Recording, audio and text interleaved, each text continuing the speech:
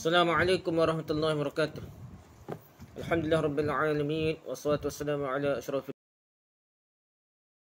anbiya wal mursalin sayyidina Muhammad wa ala alihi wa sahbihi ajma'in. Rabbi shrah li sadri wa yassir li amri wahlul 'uqdatam min lisani yafqahu qawli. Kita sambung balik kitab kita ni, tanya jawab lengkap tentang agama dan kehidupan oleh Syekh Dr. Ahmad Syarbasi. Yas'alunaka. Dalam topik Al-Quran lagi, ulumul Quran, jadi satu topik ini metode Al-Quran. Okey, ada orang tanya Syekh, mengapa sebahagian besar surah yang terdapat dalam juzuk juzuk amma berbicara mengenai bulan, matahari, fajar, malam, gugusan bintang dan hal-hal lain yang berkaitan dengan fenomena-fenomena alam. Kalau kita tengok surah-surah terakhir tu, surah-surah kecil tu cerita pasal inilah alam dah, alam fenomena-fenomena alam dah, bulan, matahari, fajar, malam, gugusan bintang dan seumpamanya dah. Sebab apa dah? Jadi Syekh menjawab, kita dapatkan bahawa juzuk ke-30 dari semua juzuk yang terdapat dalam Quran dan yang merupakan juzuk terakhir mushaf Al-Quran, yang dimulai dengan surah An-Naba, yang diawali dengan perkataan Allah SWT, amma yatasa'alun, dan diakhiri dengan surah An-Nas yang dimulai dengan perkataan Allah SWT yang berbunyi qul a'udzu birabbin nas, adalah juzuk yang terdiri dari kumpulan surah-surah Makkiyah. Kita tengok tu juzuk 30 ni surah-surah Makkiyah dia kata. Surah-surah ketika Nabi SAW berada di Mekah, tengah berhadapan dengan kaum Quraisy di Mekah lagi dah. Dan hanya 3 surah saja yang bukan surah Makkiyah, iaitu surah Al-Bayyinah, surah Al-Zalzalah dan surah Al-Asr. Ini kata bukan. Surah Al-Bayyinah, surah Al-Zalzalah dan surah Al-Asr ni bukan surah Makkiyah. Surah Makkiyah adalah surah-surah yang turunkan kepada Rasulullah SAW ketika beliau masih berada lagi di kota Mekah dan belum lagi berhijrah ke kota Madinah.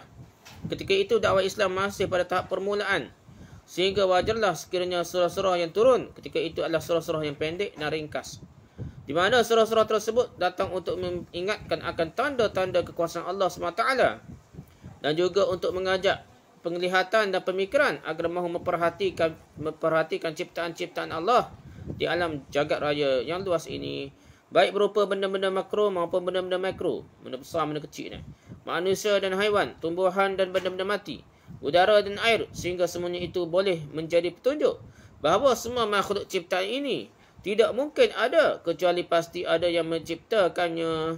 Dan begitu juga tidak mungkin sesuatu yang menciptakan semua alam jagat raya ini kecuali pastilah dia adalah zat yang maha kuasa dan maha kuat. Maksudnya, sungguhnya urusannya dia, jika dia menghendaki sesuatu, maka cukuplah dengan mengatakan jadilah, maka jadilah ia. Surah Yasin ayat 82, kun fayakun tu dah. Dengan demikian, pembicaraan mengenai alam malam dan siang, matahari, bulan dan bintang, sungai dan pepohonan, gunung-gunung dan lautan, dan juga fenomena-fenomena alam yang lain adalah merupakan bukti akan keesaan Allah, kekuasaan Allah dan keagungan Allah SWT. Oleh kerana itu, seorang ahli hikmah berkata, maksudnya, pada segala sesuatu terdapat tanda yang menunjukkan bahawa dia Allah yang Maha Esa.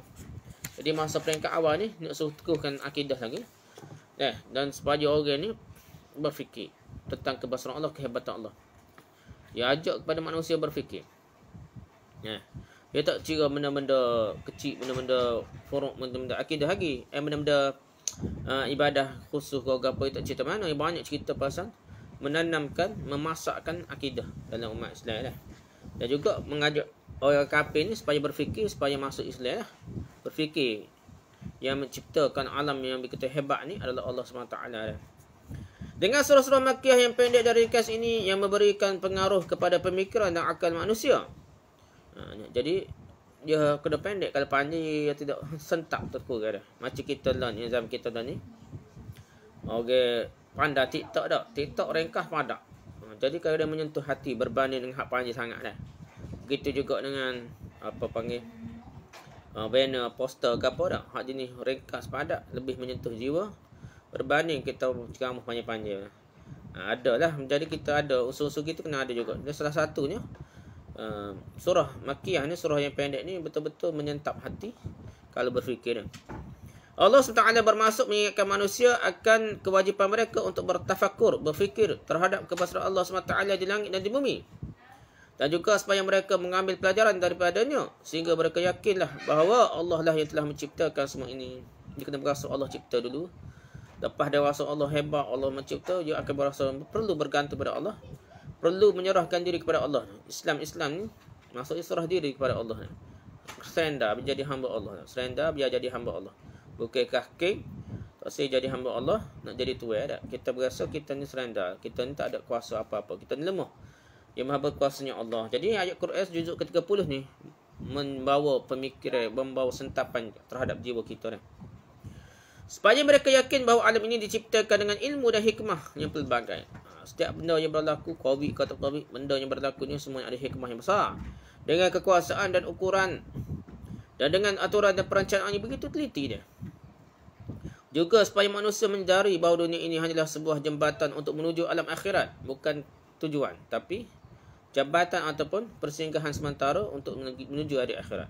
Dan di alam akhirat kelak terdapat ganjaran dan siksaan serta syurga dan neraka. Itulah kehidupan sebenar. Oleh kerana itulah dalam juzuk ini kita akan menyaksikan hubungan yang lebih dari sekali antara peringatan akan fenomena-fenomena alam dengan perjalanan nasib manusia berdasarkan amal perbuatannya. Sebagai contoh adalah firman Allah SWT dalam surah Asy-Syams ayat 1 hingga 10. Maksudnya, demi matahari dan cahaya di pagi hari, wasyamsi waduhaha. Demi matahari dan cahaya di pagi hari dan bulan apabila mengiringinya, dan siang apabila menampakkannya, dan malam apabila menutupnya, dan langit serta pembinaannya, dan bumi serta penghamparannya, dan jiwa serta penyempurnaan ciptaannya, maka Allah mengilhamkan kepada jiwa itu jalan kefasikan dan ketakwaannya. Sesungguhnya beruntunglah orang yang mensucikan jiwanya, dan sungguh merugilah orang yang mengotorinya. Itu contohnya. Dia memang betul-betul tarbiyah jiwa kena pergi juzuk 30. Pasal dia tidak lagi bincang bab pemerintah ke gapo dah, jihad ke tak lagi dah. Dia betul-betul menyentuh jiwa dah. Begitu juga sebagaimana firman Allah Taala yang bermaksud, wahai manusia, apakah yang telah memperdayakanmu sehingga berbuat derhaka terhadap Tuhanmu yang Maha Pemurah, yang telah menciptakan kamu lalu menyempurnakan kejadianmu dan menjadikan susunan tubuhmu seimbang dalam bentuk apa sahaja yang dia kehendaki. Surah Al-Fitrah ayat 6 hingga 8. Gitu juga. So kita berfikir kalau tengok kita ni cara mesti mana Allah buat seimbang molek dah. Kita kena bersyukur, kita merasai bahawa kita ni dicipta oleh Allah dan kita perlu serah diri pada Allah, surrender pada Allah.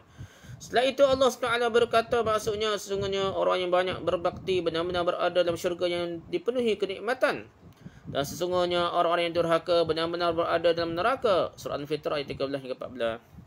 Jadi lepas tu dia cerita lah pasal syurga neraka pula. Lepas cerita suruh tengok diri kita sendiri. Dan tengok diri kita, kita berasa lah lemah diri kita ni. Kita perlu bergantung pada Tuhan yang sebenar, Tuhan yang menciptakan manusia, Tuhan yang menciptakan syurga neraka, dan kita akan dikembalikan pada Allah SWT. Demikianlah sebahagian besar dari juzuk yang mulia ini mengajak kita untuk mau memperhatikan dan mempelajari lembaran-lembaran alam fizik, alam zahir yang akan mengajarkan pada kita bahawa Allah SWT Maha Kuasa atas segala sesuatu. Dan sebenarnya kalau kita belajar sains, sebenarnya tu belajar agama. Dan cara salah satu nak elok benda khurafat ni, benda karuk-karuk, kokak, apa, kena belajar sains benar dah. Kalau kita belajar sains, kita tak mudah terima benda-benda karuk ni. Secara asalnya ada juga agak tak memikir. Tapi secara asalnya akan 2-3 kali berfikir. Pasal saintifik ni, keadaan saintifik ni mengajak kita berfikir. Dia ada hipotesis dia ada macam-macam lah kesimpulan dia menyebabkan kita ni tidak mudah percaya kepada benda khurafat karuk ni. Ni kubur Nabi Hud ni bahaya besar mari balik kuat dak. Dia katakan kaki ni kat ujung bukit, kepala ni bawah dah. Kubur-kubur Nabi ni seluruh dunia ada, bukan di di Hadramaut saja dah. Boleh percaya memang no pelik kena kubur dak. Lepas tu buat masjid, buat tempat ibadah. Jadi kita kena berfikir je. Dan juzuk 30 ni kita hayati molek, kita untuk kita mengajak berfikir. Menghayati makna dia. Bukan tafsir yang mendalam, tafsir yang tersirat tu tidak. Tu surat benda hak zahir dia.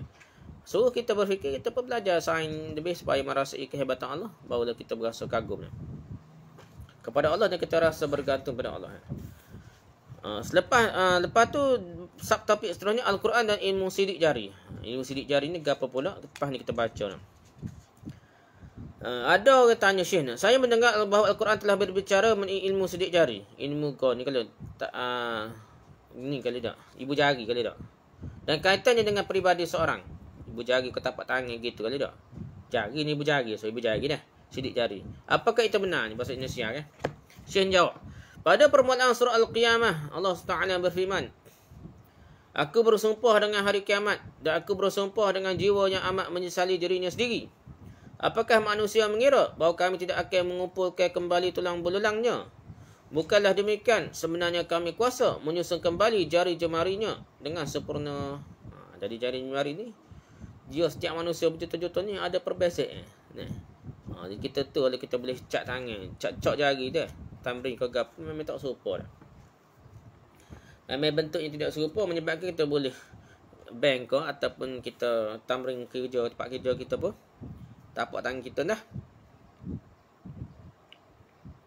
Yang kata yang detail Waalaikumsalam. Dah kurus leg. Dah jawab. Gitulah nak tanya-tanya. Jadi tu tanda kebesaran Allah SWT dah. Tak apalah Syekh ni kata gana. Okey, kata banan adalah jamak dari kata bananah yang dimaksudkan dengan bananah ialah persendian jari, ruas-ruas jari. Sedangkan yang dimasukkan jari jemari banan di sini adalah permukaan hujung-hujung jari jemari. Hujung jari jemari lah ibu tahu ni lah. Kata hujung jari jemari lah. Hujung jari jemari ini sangatlah kecil dan rumit. Mengapa Allah SWT memilih jari jemari dan berbicara mengenai penciptaan dan susunannya? Itu kita kena mikir dah, kita kena kaji dah. Benda ni secara umum je dari Quran dah. Detail kita kena kaji supaya kita merasai kebesaran dan kehebatan Allah. Macam mana hebatnya Allah buat? Kajilah. Kita kaji molek, kita akan merasai kehebatan Allah. Sebab begitu juga orang belajar astronomi, bukan astrologi dah. Astrologi tu kaji bintang nak ramal masa depan ke apa tu karut dah. Ni astronomi dah. Astronomi ni tak apa kita merasai kehebatan Allah. Bintang ni kan bunyi pula ada kometnya besar je 99 km dekat 100 km lebar dia dah, diameter dia dah. Tengah menuju ke dunia ni lah. Nak sampai ke dunia dalam masa 200 tahun ni. Nak kona lepas di bumi ni 200 tahun ni kata dah.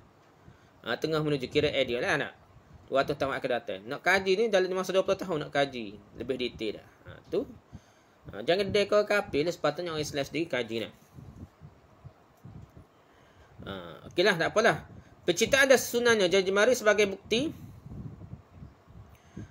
akan kekuasaan Allah SWT untuk mengembalikan manusia kepada penciptaannya semula setelah kematiannya. Nak bunyi payuh ni, benda ni, jari ni. Cak jari ni dah, cak jari ni. Lain belakang lah seluruh dunia lain. Orang mati, orang hidup pun lain dah. Macam mana punya detail canggihnya, lain, kelainnya dia. Lepas tu, hak susah kita kata payuh detail ni. Nanti esok Allah bangkit, sama juga. Hak susunan jari jemari ni, hak pecak jari ni pun sama kita bangkit esok ni. Tu nak bunyinya. Allah buat ni canggih. Dan Allah boleh buat semula bangkit pun dengan jari jemari yang sama dah. Mengapa Allah SWT tidak memilih anggota tubuh yang lain yang lebih besar untuk membicarakan ini dah? Rahsia terkandung di balik ini ialah bahawa pada susunan jari jemari terdapat rahsia ilahi yang mengagumkan. Kerana garis-garis jari jemari setiap orang berbeza dengan jari jemari yang lainnya. Tidak akan didapatkan dua orang yang manusia yang punya garis-garis jari jemari yang sama. Tak sama dah. Carilah sama mana pada. Kerana setiap jari seseorang dipenuhi oleh garis-garis kecil yang nampak, yang mempunyai bentuk yang berbeza-beza, yang tidak mempunyai kesamaan di antara seorang dengan yang lainnya. Lainlah dah. Cuma saya tak tahu orang kembar dah. Kembar syairah ni dah. Sama atau sama. Bukan di lain juga dah. Tapi nak bunyinya lain kata sini. Akhir-akhir ini para ilmuwan telah mengetahui bahawa garis-garis setiap tersebut tidak akan berubah untuk selama-lamanya dah. Dan akan tetap sebagaimana semula hingga akhir hidup seorang. Sampai mati pun cak jari kita ni. Kalau kita accident luka cabut kulit ke apa, ia akan tubis semula kulit kita ni, ia akan jadi sama semula ni. Cak jari kita. Dah bahkan sampai sesudah orang itu meninggal dunia pun, sampai akhirnya jasadnya sirna pun. Walaupun garis-garis jari jemari tersebut berkembang dan membesar sejalan dengan pertumbuhan badan seorang. Kita semakin tua, semakin daripada kecil ke besar, tapi serupa dah bentuk dia dah.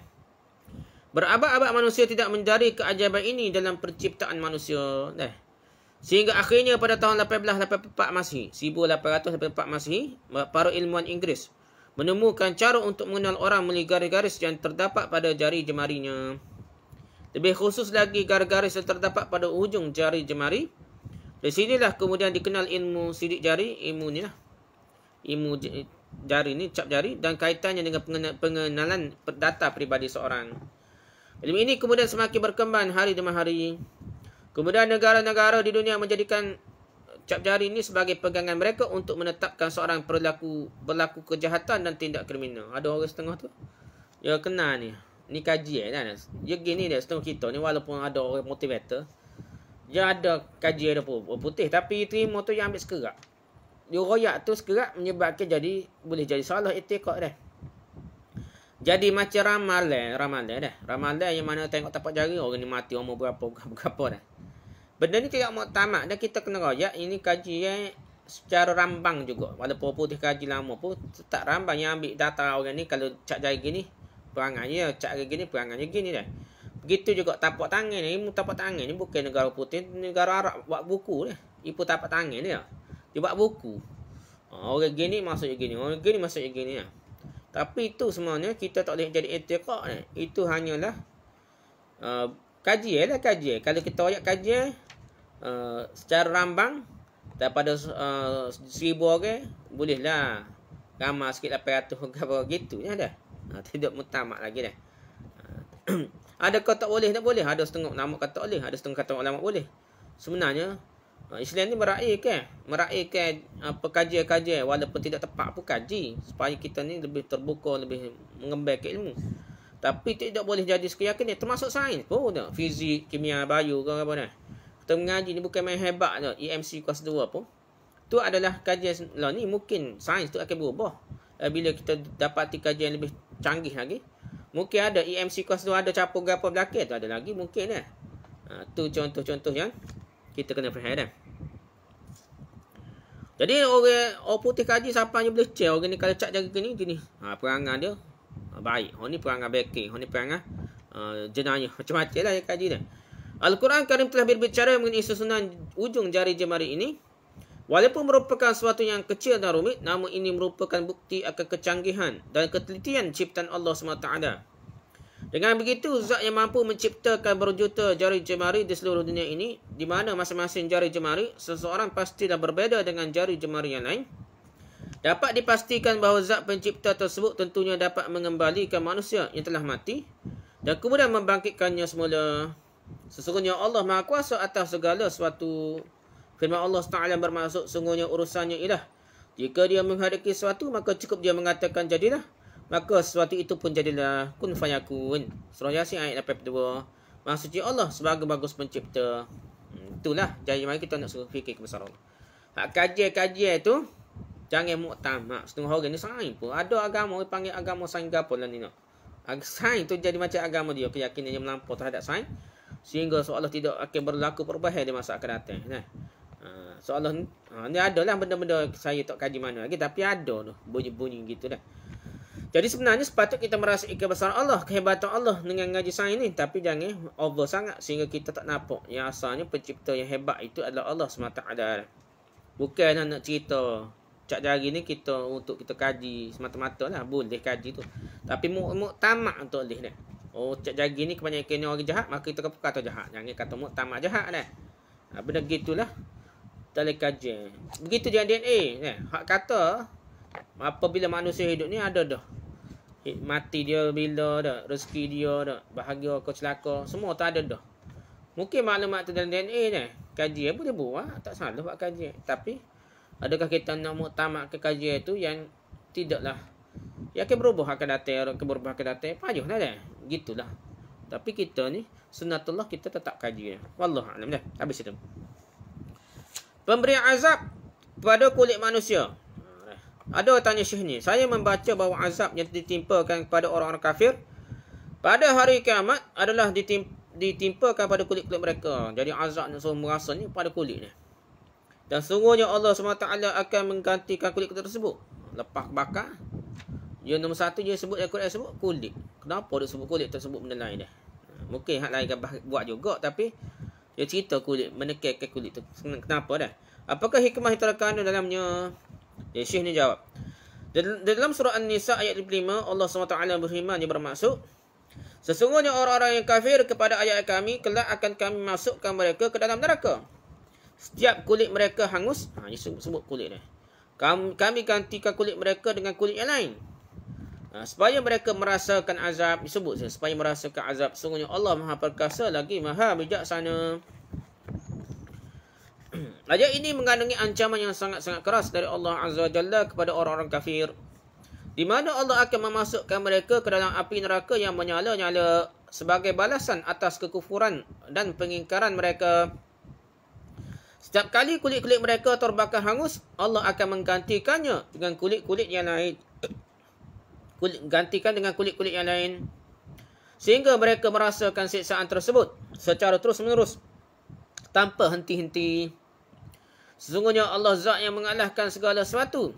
Dia adalah Zat yang Maha Bijaksana pada semua pekerjaannya, dan Dia akan memberikan balasan pada tiap orang dengan apa yang patut didapatkannya. Adapun mengapa Al-Quran menyebutkan bahawa kulitlah yang Allah SWT ganti dan perbaharui, ialah kerana kulit itulah yang merupakan bahagian anggota tubuh manusia yang dapat merasakan rasa sakit. Jika api misalnya telah membakar hingga tulangnya, maka orang tersebut sudah tidak merasakan lagi rasa sakit yang sangat, seperti manakala kulitnya yang terbakar. Dalam ayat ini terkandung pengetahuan ilmiah yang indah, yang menunjukkan bahawa sejak 14 abad yang lalu Al-Quran telah menarik perhatian akal dan pemikiran pada hakikat-hakikat ilmiah yang tidak diketahui oleh manusia-manusia sebelumnya yang hidup pada saat Al-Quran diturunkan dari sisi Allah Azza wa Jalla kepada penutup para Nabi Muhammad SAW. Jadi benda tu, cerita tu dah. Kita fahamlah kulit tu dah. Kalau molek ni kaji lagi. Di manakah reseptor tu? Tempat manakah tempatnya? Rangsangan, rasa sakit, rasa panah. Dia ada tempat berlaku ni. Sepatutnya gitu orang Islam dia. Bukan cari tafsir yang tersirat, yang pelik-pelik dah. Hal ni bukan tafsir, hal ni sebagai pengajaran umum, tapi kita mengkaji kerana ingin menghayati Quran. Ada. Untuk merasa kehebatan Allah dari segi sebut tentang kulit ni, kita kajilah sains lagi sehingga kita merasa canggihnya Allah buat kulit kita ni. Mengapa kulit ni berasa reseptor dia, tempat rasa sakit dia sangat kuat. Ya, ada bahagian-bahagian mana tempat sakit kuat sini, sakit semak ni. Ya, benda ni kita akan belajar dalam buku sains lah, pengajian sains. Sains tu kita tengoklah perkembangan daripada dulu hingga sekarang ni ada perubahan, ada hal lebih canggih lah. Macam ngajar fizik lah, fizik ni semakin tinggi dah. Hak peringkat universiti dulu masuk ke peringkat dekat tepak dah ni lah. Gitulah. Salah seorang doktor berbicara mengenai ayat di atas sebagai berikut. Maksudnya, setiap kali api neraka memakai kulit-kulit mereka, maka Allah menggantikannya lagi dengan kulit-kulit yang lainnya. Adapun yang menjadi sebab dari hal itu adalah bahagian saraf. Perasa sakit terletak pada bahagian kulit. Rasa sakit ni tetap pada bahagian kulit ni, saraf ni. Sedangkan tulang dan bahagian-bahagian organ dalam sangat lemah untuk merasa. Dalam kurang merasa dah. Oleh kerana itulah seorang doktor mengetahui bahawa nyala api kecil yang hanya membakar kulit dan tidak sampai kepada organ dalam, bahagian dalam itu akan mendatangkan rasa sakit yang sangat-sangat. Berbeza halnya dengan nyalaan api yang menembus kulit hingga ke tulang. Walaupun dengan nyala api yang lebih besar, namun tidak mendatangkan rasa sakit yang sangat. Allah SWT telah berkata kepada kita bahawa sungguhnya setiap kali api neraka telah memakan kulit yang di dalamnya terdapat saraf-saraf ya, maka akan kami perbaharui sehingga rasa sakit itu akan terus-menerus tanpa putus. Dan dengan begitulah mereka akan merasakan siksa yang pedih. Dalam ungkapan tersebut nampak hikmah Allah yang sebelumnya tidak diketahui oleh manusia. Sesungguhnya Allah Maha Mulia dan Maha Bijaksana. Sebagai doktor juga mengatakan bahawa sesungguhnya keajaiban kedoktoran terkandung dalam firman-Nya yang bermaksud supaya merasakan azab. Kerana dalam perkataan ini Allah SWT telah menyatakan bahawa batas indera perasa sakit terletak di bahagian kulit bahagian luar. Jika kulit seseorang telah terbakar dan api terus membakar hingga ke daging, maka orang tersebut tidak akan merasakan rasa sakit lagi. Kerana saraf para perasa sakit itu terletak di kulit, bukan pada anggota tubuh lainnya. Pada zaman dahulu, jika sekelompok orang ingin membuat seorang merasakan sakit yang lebih pedih, mereka menusukkan paku panas ke tubuh orang itu hingga menembus bahagian setelah kulit. Mereka mengira bahawa semakin dalam paku tersebut dibenamkan, maka semakin keras rasa sakit yang dirasakannya. Ini pendapat orang dulu lah. Padahal kenyataannya tidaklah demikian. Kerana dengan telah terbakarnya kulit, maka rasa sakit itu pun menjadi hilang. Hak sakit ni pada hak mula-mula. Kalau kendala itu rasa sakit tu dah. Demikianlah jelas bagi kita bahawa Al-Quran, kitab yang telah turunkan oleh Allah SWT kepada Nabi Muhammad SAW 14 abad yang lalu, telah memberikan isyarat kepada hakikat ilmiah yang kemudiannya dapat dibuktikan oleh ilmu pengetahuan moden jauh sesudahnya. Ini semua merupakan bukti bahawa Al-Quran adalah perkataan Allah SWT, zat yang maha mengetahui. Untuk itulah Allah SWT berfirman dalam surah Al-Fussilat yang bermaksud, kami akan perlihatkan kepada mereka tanda-tanda kekuasaan kami di sekenal ufuk dan pada diri mereka sendiri. Kekuasaan kita tengok luar alam ni tak. Dan pada diri kita sendiri pun kalau kita nak mikir banyaknya tanda-tanda kebesaran Allah. Sehingga jelaslah bagi mereka bahawa Al-Quran itu adalah benar. Al-Quran itu kita dapati benar kerana kita perhati tubuh kita, diri kita sendiri dan alam ni. Dan apakah Tuhanmu tidak cukup bagi kamu bahawa sungguhnya dia menyaksikan segala sesuatu. Surah Fussilat ayat 53. Tak pandai ke kita ni bergantung dengan Allah, menyerah diri pada Allah, kerana Allah lah menyaksikan segala sesuatu, yang jaga kita, yang pegang kita. Nah, ni banyak perkara kalau tubuh kita ni hak luar kawalan ni lebih banyak daripada yang kita kawal. Nah, banyak perkara dalam tubuh kita ni yang kita tak kawal, peluang kawalan kita. Hak kita kawal ni sikit-sikit je. Hak otak kita suruh gini, hak kita arah gini. Hak lain tu automatik Allah buat dah. Kalau nak jaga belakang apakah gitu kita ni. Alhamdulillah Allah buat sistem dalam tubuh kita sehingga kita ni boleh hidup dengan mudah, senang, mudah ni. Kita kena bersyukur kepada Allah SWT. Ada orang tanya, apakah di langit ni ada makhluk hidup? Langit ni alien. Alien kan? Ada ke tidak? Ada orang tanya Syekh ni, saya ingin mengetahui erti dari firman Allah SWT berikut. Dan dialah yang menurunkan hujan sudah mereka berputus asa dan menyebarkan rahmatnya. Dan dialah yang maha pelindung dan maha terpuji. Dan di antara tanda kekuasaannya ialah menciptakan langit dan bumi dan makhluk-makhluk melata yang dia sebarkan pada keduanya. Ni langit dan bumi. Bumi tu tak masalah, langit tu dah. Separ kepada keduanya, pada langit dan bumi lah. Dan dia maha kuasa mengumpulkan semuanya apabila menghendakinya. Apakah ini menunjukkan bahawa di langit ada makhluk hidup? Ditanya Syekh ni kita. Syekh ni jawab, Allah SWT telah berfirman dalam surah Asy-Syura ayat 28 hingga 29 yang bermaksud, dan dialah yang menurunkan hujan sudah mereka berputus asa dan menyebarkan rahmatnya, dan dialah yang maha pelindung dan maha terpuji. Dan di antara tanda-tanda kekuasaannya ialah dia menciptakan langit dan bumi dan makhluk-makhluk melata yang dia sebarkan pada keduanya, langit dan bumi itulah. Dan dia maha kuasa mengumpulkan semuanya apabila menghendakinya. Surah Asy-Syura ayat 28 hingga 29. Di dalam ayat ini Allah SWT berbicara mengenai bukti-bukti kekuasaannya dan tanda-tanda kurniaannya dan nikmatnya. Allah SWT memberitahukan kepada kita bahawa dialah yang menurunkan hujan yang bermanfaat, yang menghilangkan kemarau dan yang mendatangkan kesuburan, di mana manusia memanfaatkannya untuk tujuan yang beraneka ragam. Dia menurunkan hujan ini setelah sekian lama manusia menantikannya, sehingga timbullah rasa putus asa dalam hati mereka. Rasa putus asa dah beratlah kemarahan ni, tiba-tiba tu hujan lega dah. Kemudian Allah SWT menyebarkan rahmatnya yang merupakan nikmat dan kurniaannya di sana sini. Dengan itu dia menunjukkan manfaat hujan yang bermacam-macam dan pengaruhnya yang besar sekali bagi kesejahteraan makhluk, yang meliputi manusia, binatang, tumbuh-tumbuhan, sungai-sungai, gunung-gunung, lautan dan padang pasir. Allah SWT adalah pemimpin yang mencintai para hamba-Nya dan perlakukan mereka dengan penuh ihsan, memberikan nikmat dan mengasihi mereka. Dia adalah zat yang layak bila pujiannya dipanjatkan kepadanya, walaupun sebagian orang yang lalai dan engkar mengabaikan hal itu. Salah satu tanda kekuasaan dan keagungan Allah SWT ialah dia telah menciptakan langit dan bumi serta segala sesuatu yang ada dalamnya. Seluruh makhluk yang ada ini merupakan bukti adanya Allah sebagai sang pencipta, kerana hasil ciptaannya merupakan bukti adanya pencipta dan makhluk merupakan bukti adanya Khalik. Demikian juga Allah SWT menyebarkan makhluk hidup dan tumbuhan-tumbuhan di sana sini, baik di alam bawah maupun di alam atas. Ada berlaku makhluk ni. Alam bawah ni dunia lah, alam atas ni langit ke apa lah. Allah SWT Maha Kuasa untuk mengumpulkan semua manusia dan makhluk hidup yang lain dan membangkitkan mereka untuk diadakan perhitungan bila sahaja yang dia menghendakinya. Berdasarkan petunjuk ayat yang kedua ini, tidak terdapat halangan yang menghalangi kemungkinan adanya makhluk hidup di langit. Makhluk hidup di langit tu mungkin jin, malaikat tu wajib dah. Jin pun mungkin.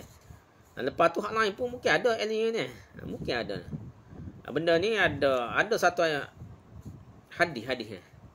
Ni ada ulama bincang syarah Sahih Bukhari tadi jumpa dia. Kata bujuk. Nabi duk cerita dia ada di luar sana tu ada nabi yang serupa dengan nabimu. Ada pengikutnya sama pengikutnya. Umat tu serupa dengan umatmu dah. Jadi Nabi seolah-olah mensyaratkan hadis tu. Hadis tu menunjukkan ada lagi seolah-olahnya ada makhluk lain yang ada nabi yang serupa nabi kita Nabi Muhammad sallallahu alaihi wasallam. Berat kala tu ada orang ramai kok ulama tolak hadis tu dah. Kerana apa pelik.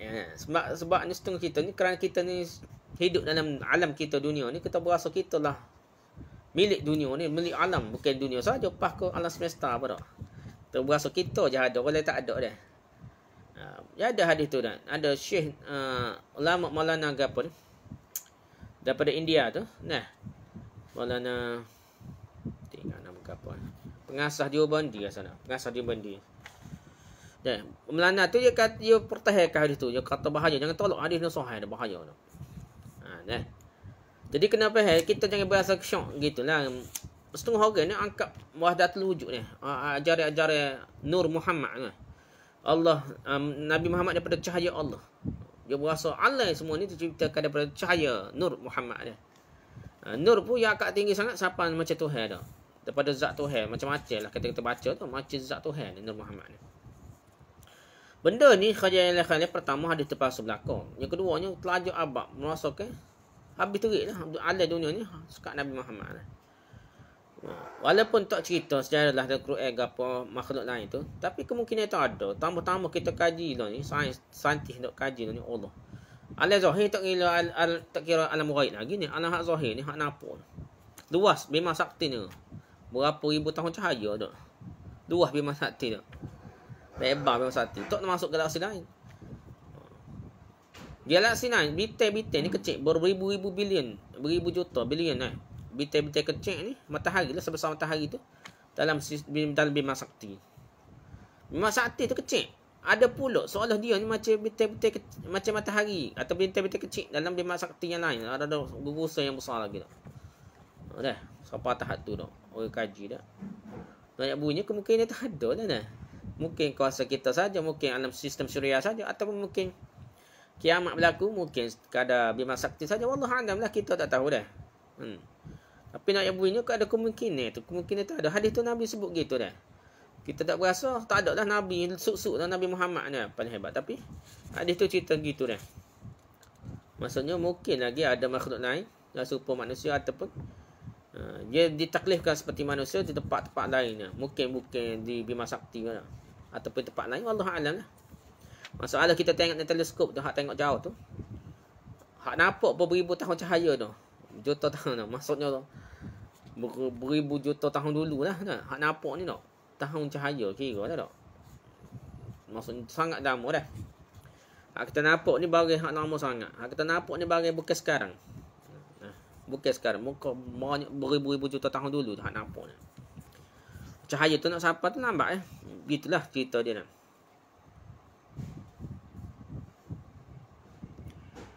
Kerana Allah SWT mengatakan dan dia sebarkan makhluk melata pada keduanya. Kata ganti keduanya yang terdapat pada ayat itu kembali kepada langit dan bumi. Imam Al-Alusi dalam kitab tafsirnya. Ini tafsir Ruhul Ma'ani. Tafsir Al-Alusi ni suhu ikutlah dah. Ada lebih ulama moden sikit, 1800 lebih. Dan dia lebih terbuka lah.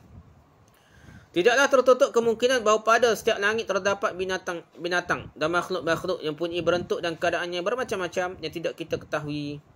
Nama hadis tidak menyebutkan salah satu dari makhluk tersebut. Allah Ta'ala telah berkata yang maksudnya. Dan dia menciptakan apa-apa yang tidak kamu ketahui. Dengan perantaraan teleskop, para peneliti sekarang telah melihat tanda-tanda yang menunjukkan adanya makhluk hidup di bulan. Bulan kata tahun ni. Tak ada date ni kita ni. Namun demikian mereka belum dapat memastikan hal itu ni zaman dia. Tahun ni pilih ke apa. Kerana masih kurangnya bukti-bukti yang perkuatkan anggapan mereka. Hal demikian pun mungkin terdapat pada benda-benda langit yang lain selain bulan. Adapun pengingkaran akan hal ini bukanlah sesuatu yang dikenal di alam agama. Jadi kita nak ingkar atau tak ingkar tu tak ada usul akidah ni. Pasal benda tu tak wajib kita percaya dah. Kita percaya pun tak wajib, kita mengingkari pun tak wajib.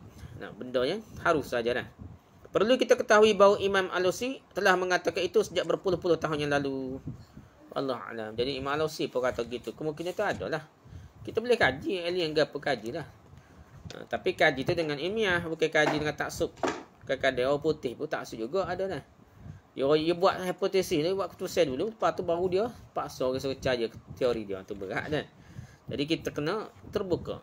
Teori-teori pun secara umum lepas tu kaji supaya kita memperkembangkan ilmu kita ni. Sikit lagi lah. Makhluk hidup di planet-planet lain. Tu satu topik dia. Ada orang tanya sini, kami mendengar bahawa pada planet-planet di atas terdapat kehidupan dan makhluk hidup yang lain. Bagaimanakah sikap agama berkenaan dengan pendapat ini? Syekh menjawab. Banyak ilmuwan yang menaruh perhatian besar terhadap pembahasan ruang angkasa dan hal yang berkaitan dengan planet-planet lain. Ramai dah. Bahkan kita pun sejak kecil lagi minat juga baca buku astronomi dah. Bukan astrologi sesak dah. Dalam suku Oba dulu tak ada dah. Masa saya kecil tu ada dah. Bulan ni apa? Tahun ni tahun monyet ke tahun gapo ni, tahun kera tahun Scorpio tu ada maksud-maksud dia. Tu meramah tanpa ilmu lah. Waktu koyak-koyak tu jadi khurafat, jadi syirik lah. Tak apalah. Tu kita tak sih. Tapi hok ni mengkaji astronomi lah. Sebahagian dari mereka berpendapat bahawa di planet Mars, Marikh lah, terdapat kehidupan tumbuh-tumbuhan. Ada kata, tengok-tengok tak ada pun lah ni tak jumpa ke satu dah. Mereka berhujah bahawa keadaan udara yang terdapat di planet Marikh menyerupai keadaan udara di bumi. Lawak juga kaji dah belakang lah ni dah. Udara beracun belakang dah. Mereka juga membuktikan bahawa zat-zat penunjang kehidupan yang kita kenal di bumi juga terdapat di Marikh dan di planet-planet lain dekat dengan bumi. Namun demikian pembahasan mereka ini belumlah sampai kepada tahap keyakinan. Nak ngoyak putih pun ngoyak. Masa tu tak canggih lagi alat, tak nampak mana lagi. Agama tidak menafikan adanya kehidupan di planet-planet lain selain bumi. Bahkan mungkin Al-Quran yang pertama kali memberikan isyarat adanya kehidupan dan makhluk hidup di langit dan di bumi. Dan itu dilakukan sejak 14 abad yang lalu. Dalam ayat 29 surah Asy-Syura, Allah SWT berfirman yang bermaksud, dan dari tanda-tanda kekuasaannya ialah dia menciptakan langit dan bumi serta makhluk melata dabbatul arda yang ada pada keduanya. Langit dan bumi dah, dabbah, bukan dabbatul arda, dabbah dah. Dan dia maha kuasa untuk mengumpulkan mereka semua kapan saja dia, bila saja dia menghendakinya.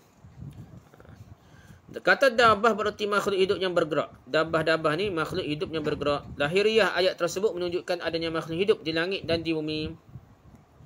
Baik makhluk hidup tersebut berupa malaikat, manusia atau dari jenis yang lain.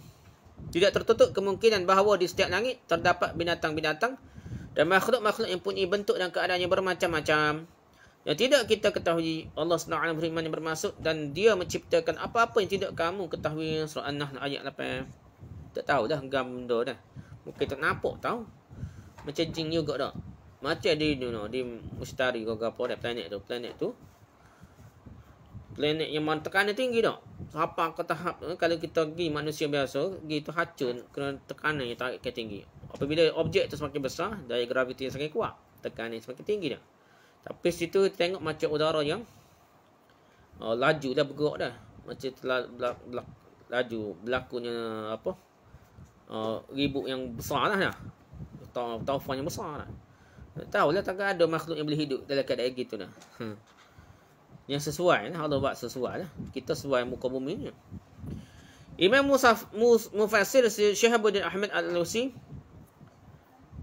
yang wafat pada tahun 1270 Hijrah telah berbicara mengenai hal ini sejak lebih 100 tahun yang lalu. Dia kata. Dalam kitab tafsir yang berjudul Ruhul Ma'ani, dia mengatakan maksudnya, dengan menggunakan teleskop, para peneliti sekarang dapat menyaksikan tanda-tanda yang menunjukkan adanya makhluk hidup di bulan. Maksud dia katalah loncek dah tak jumpa-jumpa pun dah. Dan mereka belum dapat memastikan hal itu lagi disebabkan masih kurangnya bukti-bukti yang mendukung anggapan mereka. Begitu juga dimungkinkan adanya makhluk hidup di planet lain selain bulan. Pengingkaran akan hal itu bukanlah termasuk bahagian agama. Maksudnya kalau kita ingkar apa, tak percaya pun tak kapi ke apa, tak jejah pada agama kita dah.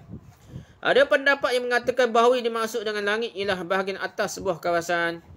Pada udara setiap kawasan negara, bahkan udara setiap bahagian bumi manapun terdapat binatang-binatang yang sedemikian banyak jumlahnya, yang tidak ada yang mengetahui jumlahnya kecuali Allah. Sebahagian dapat diketahui keberadaannya tanpa alat, dan sebahagiannya lagi baru diketahui keberadaannya dengan menggunakan alat moden. Pendapat lain mengatakan bahawa yang dimaksudkan dengan langit di sini adalah awan dan binatang-binatang yang ada dalamnya. Itu pendapat-pendapat ulama lah. Dalam Al-Quran terdapat ayat lain yang mengisyaratkan adanya kehidupan dan makhluk hidup di langit. Ayat ini memperkuat makna yang telah disebutkan oleh sebahagian mufasir. Setelah mereka memahami apa yang terkandung dalam ayat yang lalu, di antara ayat tersebut ialah firman Allah SWT dalam surah Ar-Ra'd ayat 15. Maksudnya kepada Allah bersujud apa yang ada di langit dan apa yang ada di bumi, baik secara sukarela maupun secara terpaksa. Semua sujud dah.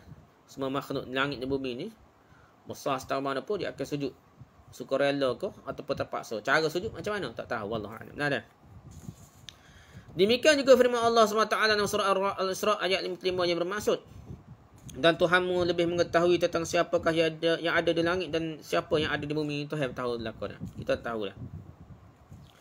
Begitu juga firman Allah Ta'ala dalam surah Maryam ayat 93 yang bermaksud, tidak ada seorang pun di langit dan di bumi kecuali akan datang kepada Tuhan yang Maha Pemurah selaku seorang hamba. Semua langitnya akan tunduk jadi abdi hamba kepada Allah Subhanahu Ta'ala. Juga firman-Nya dalam surah Ar-Rahman ayat 29 yang bermaksud, semua yang ada di langit dan di bumi selalu meminta kepadanya setiap waktu dia dalam kesibukan. Kalau kira sibuk dah tak. Tapi Allah ni Maha berkuasa, tak degi sikit abuk pun dah. Jadi semua alam ni semua bergantung dengan Allah. Semuanya Allah jaga. Kita ni walaupun kita kata kita nak makan usaha ikhtiar, makan nasi baru kenyang dah. Akak dera baru tolong dah, akak dera putih dah. Dah. Di ikhtiar kita tu sebenarnya kecil je. Banyak kali lagi Allah dia pera dia buat sistem ni. Dengan udara ni kita tak pilih. Tak payah royak nak oksigen banyak-banyak. Dia tahu dah oksigen banyak-banyak perlu dah. Masuk dalam darah kita. Lepas tu macam mana nak bakar. Makanan dah. Gabung dengan oksigen. Pengoksidaan dah. Menyebabkan kita boleh tenaga dan boleh membesarkan tubuh. Boleh hidup lagi dah. Macam mana Allah kontrol macam tu? Wallahu'alam, kita tak tahu betapa hebatnya Allah jaga diri kita dah. Semua ayat tersebut memberikan isyarat bahawa agama secara jelas tidak bertentangan dengan pendapat yang mengatakan adanya kehidupan di planet lain. Jadi tidak ada pertentangan. Jadi lebih jelas menunjukkan ada lah. Ikut ayat Quran tersebut kalau kita tengok menunjukkan ada. Syekh tak bawa hadis. Ada hadis lah yang dibaca ke nama tu pelik, setengah ulama rasa pelik. Seolah ada Nabi seperti Nabi Muhammad di alam lain lah. Di planet lain ke gapo Allah alam lah. Jadi setengah ulama tu pun nak tolak. Dia kata silap lah gapo dah. Setengah ulama kata tak boleh tolak besarnya hadis sahih. Bahaya tolak hadis ni. Dilawan. Malah nak gapo. Dia di India tu lah pengasas Darul Ulum Deoband. Tak apalah, setakat tu saja perbincangan kita. Kita tangguh dengan suratul Asr dan tasbih farah. Subhanakallah muhamdika, subhanakallah muhamdika, subhanakallah muhamdika. Asyhadu an la ilaha illa anta astaghfiruka wa atubu ilaik. Assalamualaikum warahmatullahi wabarakatuh.